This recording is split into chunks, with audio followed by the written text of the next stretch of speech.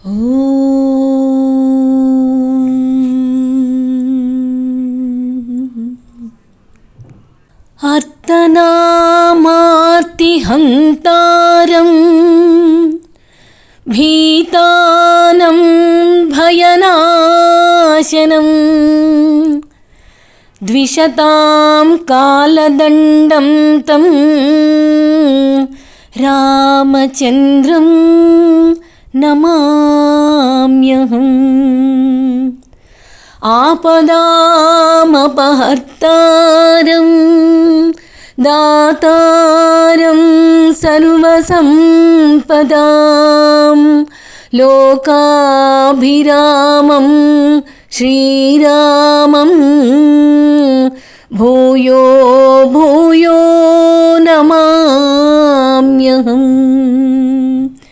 భూయో భూయో నమామ్యహం. ఇక్కడ విశ్వామిత్రుణ్ణి శ్రీరామచంద్రుడు అడిగాడు, ఈ వనం విశేషాలేమిటి? ఈ ప్రదేశం చాలా శోభాయమానంగా ఉంది, తెలుసుకోవాలని ఉంది స్వామి అని విశ్వామిత్రుణ్ణి అడిగాడు. ఇది విశ్వామిత్రుడు చెప్పటం మొదలుపెట్టాడు. బ్రహ్మకుమారుడైనటువంటి కుశమహారాజు ధర్మాత్ముడయ్యా శ్రీరామచంద్ర, పుణ్యపురుషుడు. ఆయనకు కుశాంబుడు, కుశనాభుడు, అధూర్త రజసుడు, వసువు అనే సుగుణశీలురైనటువంటి పుత్రులు 4 వాళ్ళు పెరిగి శ్రేష్ఠులై 4 అందమైన పట్టణాలను నిర్మించుకున్నారు. వసువు సోదరునైనటువంటి కుశనాభుడు ఘృతాచి అనే అప్సరస స్త్రీని పరిణయమాడాడు. అతనికి 100 మంది పుత్రికలు పుట్టారు. ఆ 100 అమ్మాయిలు కూడా యవ్వనవతులై రూపవతులయ్యారు. ఉద్యానవనంలో వాళ్ళు విహరిస్తూ ఉంటే మబ్బుల మధ్య నక్షత్రాల వలె ప్రకాశిస్తూ ఉన్నారు, మెరుపు తీగల్లాగా ఉన్నారు. అందమైన అవయవాలతో శోభిస్తున్నటువంటి ఆ కన్యలను వాయుదేవుడు చూశాడు, మోహితుడయ్యాడు. వాళ్లను సమీపించాడు. నన్ను పరిణయమాడితే మీకు స్థిరమైన యవ్వనం ప్రాప్తిస్తుంది, మీరు దేవతా స్త్రీలు అవుతారు అని వాయుదేవుడు వాళ్లకు ఆశ చూపించాడు. సురోత్తమా, వాళ్ళు చెప్పారు, ఆ బిడ్డలు, ఆడబిడ్డలు, మేము కుశనాభుని బిడ్డలం, నీవు దుర్బుద్ధివై మమ్మల్ని ఆశిస్తున్నావు, ఇది ధర్మం కాదు. మా వివాహాలు మా తండ్రి గారి నిర్ణయంపై ఆధారపడి ఉంటాయి. స్వేచ్ఛానుసారంగా భర్తను పొందడం అనేది మా ఆచారము కాదు, మా సాంప్రదాయము కాదు, ధర్మము అసలే కాదు అని వాళ్ళు చెప్పారు. ఆ దుర్బుద్ధి సత్యస్వరూపుడైన తండ్రిని తిరస్కరించి మాకు మేముగా వరుణ్ణి ఎన్నుకునే కాలం ఎప్పటికీ రాకుండుగాక అని అనుకున్నారు. మాకు తండ్రే ప్రభువు, ఆయన మమ్మల్ని ఎవరికిచ్చి అతడే మా భవిష్యత్తులో మా భర్త అని చెబుతాడో అతన్నే వివాహం ఆడతాం అని చెప్పారు వాళ్ళు. వారి మాటలకి కోపం వచ్చేసింది వాయుదేవుడికి. వాయుదోషాన్ని కలిగించాడు. వాళ్ళంతా పట్టుతప్పిన కేళ్లతో బలహీనులయ్యారు, గునివాళ్ళయ్యారు. కన్నీరు కారుస్తూ జరిగిన విషయాన్ని కన్యలు తండ్రి అయిన కుశనాభుడికి వచ్చి చెప్పారు. బిడ్డలతోటి తండ్రి ఇలా మాట్లాడుతున్నాడు, బిడ్డలారా, క్షమించటం అనేది ఓర్పు గల వాళ్ళు చేసే కార్యమమ్మా. మీరు సహనశీలంగా ఉండి నా వంశ గౌరవాన్ని కాపాడారు. సహనము అనేది సర్వ కళ్యాణప్రదం. ఓర్పేనమ్మా దానము, ఓర్పే యజ్ఞము, ఓర్పే సత్యము. మీరు ఓర్పు మీదనే ఈ ప్రపంచము నిలిచి ఉంది అని గ్రహించండి. కుశనాభుడు పుత్రికలను ఓదార్చాడు, లోపలికి పంపించాడు. వాళ్ళకి వివాహాలు చెయ్యాలి అని మంత్రులతో సంప్రదించాడు. దేవేంద్రునితో సమానుడు కాంపిల్య నగరాన్ని పరిపాలిస్తున్న తేజోవంతుడైన బ్రహ్మదత్తునకు తన కన్యలనివ్వాలని కుశనాభుడు నిర్ణయించుకున్నాడు. బ్రహ్మదత్తునికి కుశనాభుని 100 కన్యలతో వివాహం జరిగిపోయింది. తపస్సంపన్నుడు బ్రహ్మదత్తుడు. ఆ కన్యలను స్పృశించగానే వారి కుబ్జత్వం పోయింది. వాయుదోషం అంతరించి గొప్ప శోభతో ప్రకాశించారు. బ్రహ్మదత్తునితో కూడా కన్యలు అత్తగారింటికి వెళ్ళిపోయారు. కుశనాభుడు ఏం చేశాడు? కుమారుడు లేడు కదా అని పుత్రకామేష్టి చేశాడు. ఆ యాగాన్ని చేశాడు. కొంతకాలం తర్వాత కుశినాభునికి పరమ ధార్మికుడైనటువంటి పుత్రుడు కలిగాడు. అతని పేరు గాధి. అతడెవరో కాదయ్యా, స్వయాన నా తండ్రే అని, అందుచేతనే నన్ను గాధినందనుడు అని కూడా అంటారు అని విశ్వామిత్రుడు రామచంద్రుడికి చెప్తున్నాడు. నన్ను కౌశికుడు అని కూడా పిలుస్తారు. రామా, నాకు సత్యవతి అని అక్కగారు కూడా ఉండేదయ్యా. మహాపతివ్రత అయిన ఆమెను రుచకుడు అనేటటువంటి మహర్షికిచ్చి వివాహం చేశారు. భర్త సేవలతో ఆమె తరించిపోయింది. పుణ్యవతి అయినటువంటి నా సోదరి సత్యవతి తీర్థస్వరూపంగా మారింది. కౌశికీ నది అయి హిమవత్ పర్వతంలో ప్రవహిస్తూ ఉంది. నేను హిమవత్ పర్వతమునందే నివసించడానికి ఆమె మీదున్న ప్రేమ కూడా ఒక కారణం అనుకోవచ్చు. యాగమును పూర్తి చేయాలి అని సంకల్పంతో నేను ఆమెను వదిలి సిద్ధాశ్రమం వచ్చాను. జనకుడి యాగాన్ని వీక్షించిన తర్వాత మళ్ళీ హిమవత్ పర్వతం వెళ్ళిపోతాను. నీవు అడిగావు కాబట్టి నా జన్మ విశేషాలు చెప్పాను. ఇప్పటికే చాలా రాత్రి అయింది, ఇక నిద్రపో, రేపు ప్రయాణంలో బడలిక లేకుండా ఉంటుంది అని చెప్పి విశ్వామిత్రుడు నిద్రలోకి జారిపోయాడు. విశ్వామిత్రుడు చెప్పిన కథను ఆలకించిన మునులు మహా సంతోషంగా అనిపించింది. ఇంత గొప్పవాడు విశ్వామిత్రుడు అని పదే పదే కొనియాడారు. వాళ్ళంతా బ్రహ్మదేవునితో సమానులు, కుశ వంశమునందు పుట్టిన వాళ్ళంతా అని శ్లాఘించారు. రాముడు కూడా మహర్షిని చక్కగా ఇంత గొప్పవాడు అని ఆశ్చర్యంతో శ్లాఘించి నిద్రించాడు. ఉదయాన్నే అందరూ నిద్రలేచారు, ప్రయాణానికి సిద్ధమయ్యారు. సోణనదిని సమీపించగానే దానిని ఏ మార్గంలో దాటాలి అని రాముడు విశ్వామిత్రుణ్ణి అడిగాడు. మహర్షులు ఏ మార్గంలో వెళుతున్నారో ఆ మార్గాన్నే వెళ్దాం అన్నాడు భావగర్భితంగా విశ్వామిత్రుడు. అంటే ఇక్కడ ఒక ఆధ్యాత్మికతని కూడా అందిస్తూ ఆయన అడిగిన, రామచంద్రుడు అడిగిన వాటికి జోడిస్తూ, ఆధ్యాత్మికతను జోడిస్తూ చెప్తున్నాడు. ఒక సంస్కారాన్ని అందిస్తున్నాడు. గురువు అనేవాడు అలాగే ఉండాలి. అడిగిన దానికి సరైన సమాధానం చెప్పి ఊరుకోకూడదు, సూక్ష్మతల్ని అందిస్తూ ఉండాలి. అలాగే చేస్తున్నాడు విశ్వామిత్రుడు. మార్గాలు ఎన్నైనా గమ్యం ఒక్కటే, కానీ పయనించేటప్పుడు మార్గం కూడా సురక్షితంగా ఉండేదైతే ఇంకా మంచిది కదా. భగవంతుని చేరేందుకు ఎన్నో మార్గాలు ఉంటాయి, కానీ మహర్షులు నడిచిన బాటే మనకు శ్రేయస్కరం. అందుకే ఆ మాట అన్నాడు. విరక్తులై, ధనకాంక్ష లేనివాళ్లై, త్యాగధనులై, జ్ఞానవంతులైన మహర్షులు చరించిన మార్గంలోనే సాధుకులం మనం కూడా తరించాలి. మహర్షులను నడిచిన బాటే మనకు శ్రీరామ రక్ష అనేది అర్థం కావాలి. చాలా దూరం ప్రయాణం చేసి మునులందరూ కూడా మధ్యాహ్నానికి నదులలో శ్రేష్టమైన గంగా నదిని సమీపించారు. స్నానాలు చేశారు, అగ్నిహోత్రాది కార్యక్రమాల్ని పూర్తి చేశారు. భుజించిన తరువాత విశ్వామిత్రుని వద్దకు వచ్చి కూర్చున్నారు. పూజ్య గురుదేవా, పవిత్రమైన ఈ గంగా నది ముల్లోకాలను ఎట్లా ఆక్రమించింది, ఎట్లా ఈ సముద్రంలోకి ప్రవహించింది అని రాముడు కుతూహలంతో ప్రశ్నించాడు.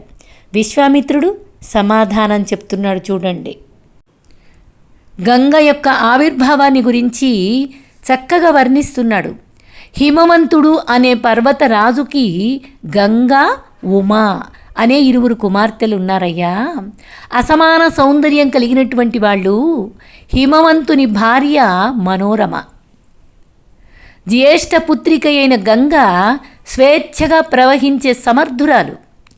ముల్లోకాలకు హితాన్ని చేసేటటువంటి ఆమెను తమకు సమర్పించమని దేవతలు హిమవంతుణ్ణి కోరుకున్నారు. ముల్లోకాలను పవిత్రం చేసే గంగను హిమవంతుడు వాళ్ళకిచ్చేశాడు.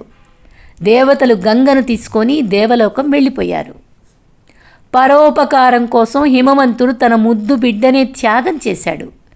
విశిష్టమైన మన సాంప్రదాయానికి అనాది నుండి త్యాగం ఒక్కటే తెలుసు. రెండవ కుమార్తె అయిన ఉమ గొప్ప తపస్సునాచరించింది. ఆమె రుద్రదేవుని భర్తగా పొందింది. హిమవంతుని ఇరువురు కుమార్తెలు లోక పూజితులయ్యారు. ఇలా జరిగింది అని చెప్తూ ఇంకా అసలు ఈ గంగాదేవి మొత్తం అంతా ఎలా ఆక్రమించింది అని అడిగాడు కదా, దానికి చెప్తున్నాడు. గంగాదేవి దేవలోకానికి చేరిన వృత్తాంతాన్ని మహర్షి ద్వారా ఆలకించినటువంటి రాముడు ఆసక్తితో వివరాలని విశేషాలను ఇంకా అడుగుతున్నాడు. విశ్వామిత్రుడు సగరుని చరిత్రను చెప్తున్నాడు. పూర్వం అయోధ్యను సగరుడు అనే రాజు పాలించేవాడు. చూడండి, ఇక్కడ రాముని వంశం గురించి చెప్తున్నాడు. ఇంకా శ్రద్ధగా వింటున్నాడు. ఆయనకు ఆ సగరుడికి 2 భార్యలు. పెద్ద భార్య కేసిని, విదర్భరాజు కుమార్తె అయిన కేసిని ధార్మికురాలు, సత్యభాషిణి. సగరుని 2వ భార్య సుమతి. ఈమె అరిష్టనేమి కుమార్తె, గరుత్మంతునికి సోదరి, అసమాన సౌందర్యవతి. సగరునికి చాలా కాలం సంతానం లేదు. సంతానం కోసం పరితపించే సగరుడు భార్యలతో కలిసి హిమవత్ పర్వతానికి వెళ్ళాడు. అక్కడ భృగు ప్రస్రవణం అనే పర్వతం మధ్య తపస్సు చేశాడు. నీ 2 భార్యలలో ఒక ఆమెకు వంశకరుడైన పుత్రుడు పుడతాడు, మరొక ఆమెకు 60,000 మంది పుత్రులు పుడతారు అని భృగు మహర్షి సగరునితో చెప్పాడు. రాణులకు కుతూహలం మెండయింది. వాళ్ళిద్దరిలో ఎవరికి ఒక కుమారుడు, ఎవరికి 60,000 మంది కుమారులు కలుగుతారో చెప్పమని భృగువుని అడిగారు. ఆ విషయాన్ని స్వేచ్ఛగా వాళ్లే కోరుకోవచ్చు అని భృగువు చెప్పాడు. భృగు మహర్షి అలా చెప్పగానే నాకు వంశకరుడైన కుమారుడు కావాలి అన్నది జ్యేష్ఠ పత్ని అయిన కేసిని. ఆమెవరు? ఆమె మొదటి భార్య, విదర్భరాజు కుమార్తె. ఈ కనిష్ట పత్ని అయిన సుమతి తనకు 60,000 మంది పుత్రులు కావాలని కోరుకుంది. ముని అనుగ్రహించి ఆశీర్వదించాడు. సతీ సమేతుడై సగరుడు భృగు మహర్షిని అర్చించి అయోధ్యకు తిరిగొచ్చాడు. కాలం గడిచింది. పెద్ద భార్య అయిన కేసినికి అసమంజుడు అనే బిడ్డ కలిగాడు. చిన్న భార్య అయిన సుమతికి సొరకాయ వంటి గర్భపిండం ప్రసవించింది. ఆ గర్భపిండం విప్పారగా 60,000 మంది కుమారులు బహిర్గతమయ్యారు. పిల్లలందరూ పెరిగి యవ్వనవంతులయ్యారు. సగరుని జ్యేష్ఠ కుమారుడు అసమంజుడు దుర్మార్గుడయ్యాడు. పాప కార్యాచరణకు పూనుకున్నాడు. సజ్జనులను బాధించాడు. పామరులకు చెడు చేయటం అందే గొప్ప ఆసక్తిని చూపించాడు పౌరులకి. అట్లాంటి పామరుడయ్యాడు. చిన్నపిల్లల్ని పట్టుకెళ్ళి సరయు నదిలో తోసేసేవాడు. ఈతరాని ఈ బిడ్డలు మునిగిపోతూ ఉంటే చూసి ఆనందించేవాడు అని విశ్వామిత్రుడు రాముడికి చెప్తున్నాడు. సాధు స్వభావుడైన సగరునికి దుర్జనుడైన బిడ్డడేమిటి? అదే ప్రారబ్ధాలు బలంగా ఉన్నాయి. ప్రారబ్ధాలు ప్రబలమైనవి. దుర్జనులై పుట్టాక దుష్టకార్యాలు చేయకుండా ఎలా ఉంటారు చెప్పండి? దుర్మార్గుడైనటువంటి అసమంజుని సగరుడు రాజ్యం నుండి బహిష్కరించాడు. అసమంజుడు పట్టణం వదిలి వెళ్ళిపోయాడు. తరతమ భేదాలు లేనివాడే ప్రభువంటే. దుర్మార్గులు తనవారైనా సరే శిక్షించాలి. సుగుణవంతులు పరులైనా సరే వారిని ఆదరించాలి. అతడే నిజమైన ప్రభువు కాగలుగుతాడు. కొంతకాలం తరువాత సగరుడు యజ్ఞం చెయ్యాలి అని సంకల్పించాడు. విశ్వామిత్రుడు అలా చెప్పగానే తన పూర్వ పురుషుడైన సగర చక్రవర్తి యజ్ఞం ఎలా చేశాడో తెలుసుకోవాలని రాముడి అభిలాష ఎక్కువైంది. విశ్వామిత్రుడు చిరునవ్వుతో చెప్తూ ఉన్నాడు. హిమవత్ పర్వతానికి, వింధ్య పర్వతానికి నడుమ ఉన్నటువంటి పుణ్య ప్రదేశాన్ని యజ్ఞానికి అనువైన స్థలంగా నిర్ణయించుకున్నారు.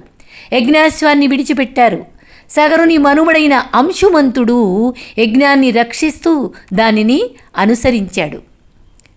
తండ్రి ఎంట దుర్మార్గుడైన ఈ కొడుకు అంటే అంశుమంతుడు గొప్ప బలశాలి అయ్యాడు, ధర్మశీలుడయ్యాడు. మార్గమధ్యంలో ఇంద్రుడు రాక్షస రూపాన్ని ధరించి యజ్ఞాశ్వాన్ని అపహరించాడు. వేగంగా ఆ గుర్రాన్ని తీసుకొని వెళ్ళాడు. యజ్ఞభావంతో జీవించాలని అభిలషించే వాళ్ళకి అవరోధాలు మెండుగా ఉంటాయి. ఇంద్రియాలే అడ్డంకులై నిలుస్తాయి. యజ్ఞభావం నుండి మరల్చి మనస్సుని హరిస్తాయి. మరి గుర్రం చంచలమైంది కదా, మనస్సు కూడా చంచలమే. ఇంద్రియాలకు ప్రభువే ఇంద్రుడు కనుక ఇంద్రుడు రాక్షస రూపంలో వచ్చి అశ్వాన్ని అపహరించినట్లుగా ఇంద్రియాలు మనస్సును హరించేస్తాయి. అశ్వాన్ని అపహరించేటప్పుడు ఇంద్రుడు రాక్షస రూపంలో గోచరించినట్లుగా మనస్సు హరించినప్పుడు ఇంద్రియాలు కూడా ప్రకోపంతో ప్రచండంగా గోచరిస్తాయి, మనస్సును కూడా హరించేస్తాయి. ఇలాగా యతతో హ్యపి కౌంతేయ పురుషస్య విపశ్చితః ఇంద్రియాణి ప్రమాధీని హరంతి ప్రసభం మనః అని భగవద్గీతలో పరమాత్మ ఎంతో చక్కగా బోధ చేశాడు. అందుకే సాధకులు ఇంద్రియాల విషయంలో శ్రద్ధ వహించాలి. యజ్ఞాశ్వం అపహరించబడింది, అపహరించిన వాణిని సంహరించి గుర్రాన్ని తీసుకొని రావాలి, లేకపోతే యజ్ఞమున అపచారం సంభవిస్తుంది, అది అందరికీ అశుభాన్ని చేకూరుస్తుంది అని ఋత్విక్కులు సగరునితో చెప్పారు. సగరుడు తన 60,000 మంది పుత్రుని పిలిచాడు. అపహరింపబడిన యజ్ఞాశ్వానికై అన్వేషించమని ఆజ్ఞాపించాడు. ఒకవేళ భూమిపై కనపడకపోతే భూమిని తవ్వి పాతాళంలో అయినా సరే అన్వేషించి చూడండి అని చెప్పాడు. సగరపుత్రులు భూమిని అంతటినీ అన్వేషించారు. అశ్వం అగుపించలేదు. భయంకరమైన నాగళ్లచే భూమిని ఛేదించారు. అయినా సరే దక్షిణ దిక్కుకి వెళ్ళారు, అక్కడ కనిపించలేదు. పశ్చిమ దిక్కుకు వెళ్ళారు, నమస్కారం చేసి మొత్తం ఎతికారు, కనిపించలేదు. ఉత్తర దిక్కులో చూశారు, అక్కడ కనిపించలేదు. ఈశాన్య దిక్కుగా వెళ్ళారు. అక్కడ తపస్సు చేసుకుంటున్న కపిల భగవానుడిని దర్శించారు. ఆ మహాత్మునికి సమీపంలో గడ్డిని మేస్తూ ఉన్న యజ్ఞాశ్వం కూడా చూశారు. దానిని చూడగానే సగరపుత్రులు సంతోషించారు. అశ్వాన్ని అపహరించింది కపిలుడే అని భ్రమపడ్డారు. నాగళ్లను, గుణపాలని, రాళ్లను చేతపట్టుకున్నారు. కపిలుని మీదకి కోపంతో ఉరికారు. కపిలుడు కళ్ళు తెరిచి హుంకరించాడు. మహాతపస్వి అయిన కపిలుడు హుంకరించగానే ఈ సగరకుమారులు భస్మమైపోయారు. 60,000 మంది కూడా భస్మమైపోయారు. చాలా కాలమైనా సరే సగరపుత్రులు తిరిగి రాలేదు. కారణం అర్థం కాని సగరుడు తన మనుమడైనటువంటి అసమంజుని కుమారుడైన అంశుమంతుణ్ణి పిలిపించాడు. తన పినతండ్రుల జాడను, యజ్ఞాశ్వం యొక్క జాడను వెళ్ళి తెలుసుకొని రమ్మని చెప్పి పంపించాడు. అంశుమంతుడు ఖడ్గాన్ని, ధనుస్సుని ధరించాడు. పినతండ్రులు వెళ్ళిన మార్గంలో పాతాళం వైపు పయనం చేశాడు. దిగ్గజాలను అర్చిస్తూ లోపలికి వెళ్ళాడు. అక్కడ భస్మరాశిని చూశాడు. తన పినతండ్రులలా అంతరించినందుకు ఆవేదన చెందాడు. అంతలో అక్కడే ఉన్న యజ్ఞాశ్వం అంశుమంతుని కంటబడింది. తన పినతండ్రులకు తర్పణాలు ఇవ్వాలని అంశుమంతుడు అభిప్రాయపడ్డాడు. కానీ అక్కడ నీళ్లు కనిపించలేదు. అంతా అయోమయంగా ఉంది.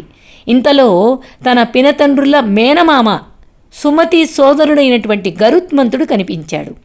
లోకంలో లభించే జలంతో కాకుండా దేవలోకంలో ప్రవహించే గంగా జలంతో తర్పణాలు ఇవ్వమని చెప్పాడు. ఎవరు? గరుత్మంతుడు.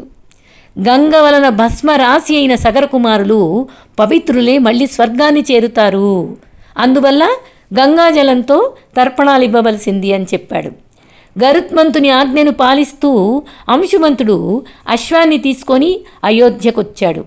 జరిగిన విషయమంతటిని సగరుడికి చెప్పాడు. సగరుడు చాలా దుఃఖిస్తాడు. కానీ శాస్త్ర విధిని అనుసరించి యజ్ఞాన్ని సమాప్తి చేస్తాడు. గంగను భూమిపైకి ఎలా తీసుకొని రావాలా సగరుడికి అర్థం కాలేదు. ఉపాయం ఏమిటో తెలిసి రాలేదు. చివరికి తనువును చాలించి సగరుడు స్వర్గధామం చేరుకున్నాడు. కానీ గంగను భూమిపైకి తీసుకురాలేకపోయాడు. సగరుడు మరణించాడు. అంశుమంతుడు రాజయ్యాడు. అంశుమంతునికి దిలీపుడు అనే పూజ్యుడు బిడ్డగా జన్మించాడు. అంశుమంతుడు తన రాజ్య భారాన్ని సుపుత్రుడైన దిలీపునికి అప్పగించాడు. తపస్సు చేయడానికి హిమవత్ పర్వతాన్ని చేరుకున్నాడు. గొప్ప తపోధనుడయ్యాడు. ఆ తరువాత దేహాన్ని త్యజించి అంశుమంతుడు స్వర్గాన్ని పొందాడు. ఇంకా ఎలాగా గంగాదేవిని ఎలా తీసుకురావాలి అనేది ఇక్కడ ఆలోచిస్తున్నారు. తమ పూర్వ పురుషుల పితామహుల మరణ వృత్తాంతాన్ని దిలీపుని బాగా కృంగదీసింది. గంగను తీసుకొచ్చే ఉపాయం ఏంటో దిలీపునికి కూడా తెలిసి రాలేదు. దిలీపునికి ధర్మపరాయణుడైనటువంటి భగీరథుడు బిడ్డగా జన్మించాడు.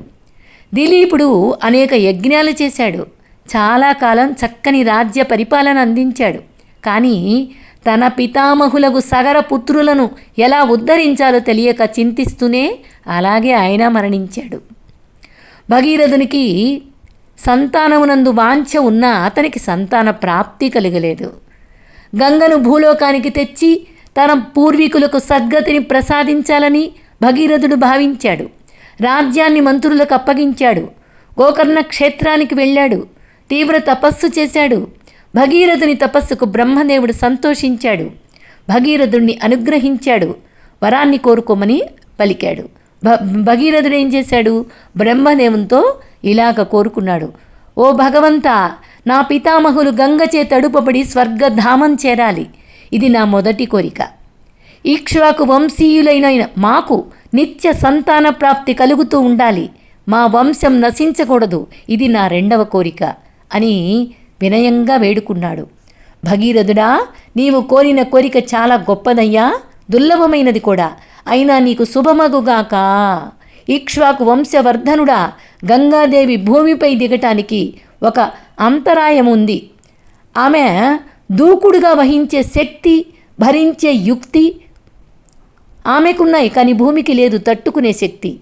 గంగను ధరించడానికి పరమేశ్వరుడొక్కడే తగినవాడు అని చెప్పి గంగతో దేవతలతో కూడా భాషించి భగీరథుని ఆశీర్వదించి బ్రహ్మదేవుడు అంతర్హితుడయ్యాడు.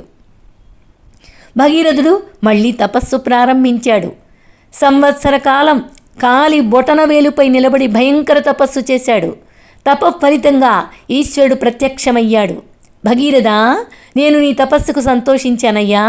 గంగను శిరమును వహిస్తాను, నీకు శుభాన్ని చేకూరుస్తాను అని పలికాడు.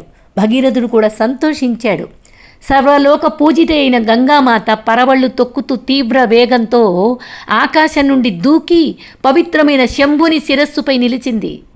శివుడు నన్ను నిలుపుకోలేడు, శివుణ్ణి కూడా వెంట పెట్టుకొని భూమిని చీల్చుకొని పాతాళానికి చేరుతాను అని భావించింది గంగమ్మ. ఈ విషయాన్ని గ్రహించాడు పరమశివుడు. నాపై ఉరికే గంగను కనపడకుండా అదృశ్యం చేస్తాను అని భావించాడు శంకరుడు. గంగ దుమికింది. శివుని జటామండలంలో చిక్కుకుపోయింది. బయటకు రాలేకపోయింది. కొన్ని సంవత్సరాలు ఆయన జటాజూటంలో ఉంది. గంగమ్మ జాడే తెలియకుండా ఉంది. భగీరథునికి ఏమీ బోధపడడం లేదు. భగీరథుడు మళ్ళీ తపస్సు ప్రారంభించాడు. శివుడు సంతోషించాడు. బిందు సరోవరం అనే ప్రాంతంలో గంగను విడిచిపెట్టాడు. గంగ ఆకాశం నుండి పరమేశ్వరుని శిరస్సుపైకి దుమికి అక్కడ నుండి భూమిపైకి చేరి తీవ్రంగా ప్రవహించసాగింది. పరమ పవిత్రమై పరమాశ్చర్యకరమైనటువంటి ఈ గంగావతరణమును చూడటానికి దేవతలు దివి నుండి భువికి దిగివచ్చి బారులు తీరి నిలబడ్డారు. కొన్ని చోట్ల గంగ వేగంగా ప్రవహిస్తుంది, కొన్ని చోట్ల మెల్లగా, కొన్ని చోట్ల వంకరగా, పైకి కొన్ని చోట్ల, కిందకి మరికొన్ని చోట్ల, కొన్ని చోట్ల జలమును ఢీకొని పైకి ఎగిరిపడుతూ శోభాయమానంగా ప్రవహిస్తూ ఉంది గంగా మహాతల్లి. శివుని శిరస్సుపై నుండి పడటం వల్ల అది పవిత్రోదకమని భావించి దేవుళ్ళు, మనుష్యులు, దేవతలు దానిని స్పృశించి మస్తకాలపై చల్లుకుంటున్నారు. కొందరు స్నానం ఆచరించి పాప విముక్తులవుతున్నారు. గంగానది భగీరథుని అనుసరించి ప్రవహిస్తూ ఉంది. ఇలా ప్రవహిస్తూ పయనిస్తూ గంగ మధ్యలో జాహ్ను మహర్షి యజ్ఞం చేస్తున్నటువంటి యాగశాలను ముంచేసింది. కోపగించాడు జాహ్నముని. గంగను సంపూర్ణంగా ఆయన తాగేశాడు, మింగేశాడు గంగమ్మను మొత్తాన్ని. ఎంత గొప్ప మహానుభావుడో చూడండి. ఆ తరువాత మహర్షులు, దేవతలు, గంధర్వులు ఆశ్చర్యపడి జాహ్ను మహర్షిని అర్చించారు. గంగను జాహ్ను సుతగా అభివర్ణించారు. సంతోషించిన జాహ్నుముని తన కర్ణముల గుండా, చెవుల గుండా గంగను విడిచిపెట్టాడు. అందుచేత గంగమ్మకు జాహ్నవి అనే పేరు కూడా కలిగింది. మనం వింటూ ఉంటాం గంగాదేవిని జాహ్నవి, జాహ్నవి అంటారు. గంగ మరలా భగీరథుణ్ణి అనుసరించింది, సాగరాన్ని చేరుకుంది.